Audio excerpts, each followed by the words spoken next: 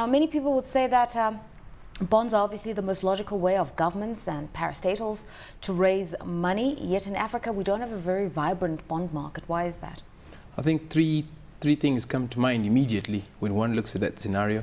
I think the first is the fact that other forms of financing have actually been much easier to come across. If you look at multilateral financing coming from the African Development Bank, the IMF, and other such organizations, and also the fact that countries borrowing from other countries seem to work a lot easier than them actually going to the bond market. I think that contributed to the fact that they didn't go to bond markets to actually raise the funds, and also the fact that donor funding has actually been fairly well forthcoming to a lot of African countries looking for funding. That has also been a reason.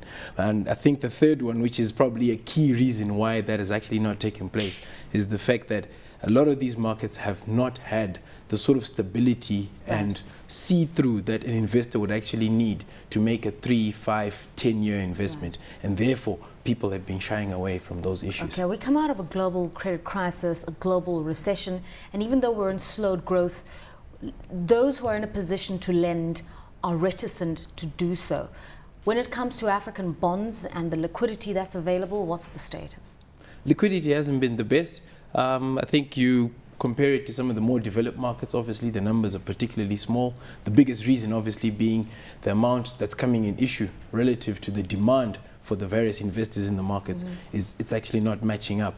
But I think if we compare it to other markets, we get perspective. You know, you look at a place like Kenya, for example, the bond market average is about $270 million a week versus the equity market, which only trades about $18 million a week. So if you look at it in that light, I suppose we're moving in the right direction. Just staying with your issue about Kenya, for instance, the bond market being more vibrant than the equities, takes us to another issue, which is the difference between corporate bonds and government bonds. Even though we don't have the most exciting bond markets in Africa, there is a sense that those investors who would invest in bonds would be prepared to go into government securities as opposed to corporates. Why? The risks associated with borrowing from a sovereign as opposed to borrowing from a corporate that's many thousands of kilometers away, I think are much lower, and people for that reason are prepared to take lower yields by borrowing from sovereigns. But also the rules of engagement for lending to sovereigns are actually much clearer than those for lending to corporates in these particular environments. And I think that's another reason why a lot of lenders have actually preferred to give the money to governments as their preferred route in participating in the African story. Despite those yields, as you're suggesting. Now, what about the fact that African debt is an impediment in the sense that when you are investing in government bonds, you are effectively taking on the liability of the extent of that government's debt?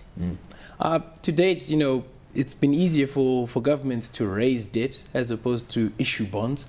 And I think people have been looking at the record that a lot of African governments have had with repayments on that count. Now remember, sovereign debt being afforded on a multilateral basis or on a bilateral basis with other countries, so it often has very different conditions attached to it as opposed to, say, a bond covenant. And unfortunately, people use that payment record to reflect on what credit rating you would afford the country if they were to actually go for bonds. And I think that sort of makes bond holders a bit shy to advance the funds. All right, now we've seen positively inflation coming down in most leading African economies. In Kenya, 6%, in South Africa, just over 5%, in Nigeria, 11%. But we've also seen currencies being a little bit volatile, with the exception of the Naira. Very susceptible to events in Europe, the Kenyan shilling, the South African rand, and others that are tradable currencies. How does that impact on bonds that are being launched by these governments? Declining inflation is always a good thing. That reduces the required rate of return bond investors would actually levy against countries or corporates that are actually trying to borrow. So that bodes well for the yields at which the borrowers would actually attract capital. But obviously currency volatility tends to affect the ability of the borrower to pay back the amounts that they've borrowed. So the higher the currency volatility, the more difficult the situation. And I think that increases the yields that lenders would attach to the money that they give. Okay, and a final question. Some are looking at these multilateral donors you referred to earlier on, the IMF, the World Bank, and the way in which it brings money to Africa. And they're saying, you know, in terms of the crisis that Africa has faced in terms of managing its debt to these multilateral lenders, probably an innovative solution for raising capital in Africa would be to convert African debt to multilateral donors into bonds. And in that way, try to bring in cash quicker without having all these conditionalities from the IMF and the World Bank. What do you make of that? Well and truly an innovative idea, Lerato. And I think the biggest thing there is, if those bonds were to actually come into being, can the multilateral agencies be paid a fair price for letting go of those assets that they effectively have on their books? And once those bonds have actually been issued, can they actually be listed in trade on the local markets? Then at least that way you can actually get some liquidity coming onto those markets. But ultimately the biggest thing African governments have to do is to actually create a yield curve in their local environments. If governments can issue 5, 10, 15, 20-year bonds, that allows for a yield curve against which other issues can then be priced. And I think that's a very big step in the right direction.